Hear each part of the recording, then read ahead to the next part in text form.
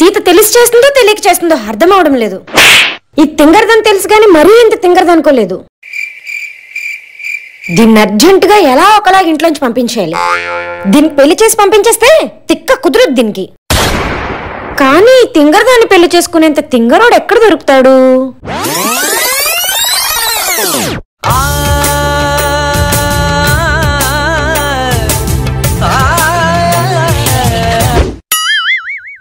అస్సలే ఆ సూర్యగాడికి సీత అంటే పిచ్చి. సో వాడి పిచ్చి ప్రేమకి ఇప్పిచ్చిదైతేనే కరెక్ట్. ఒకసారి వాడితో మాట్లాడదాం. చూసావా హనీ, మన ఇద్దరిని విడగొట్టాలనుకుంటున్నాను. ఈ ప్లాన్ ని మనం ఎలాగైనా చెడగొట్టాలి. మాటివ్వు.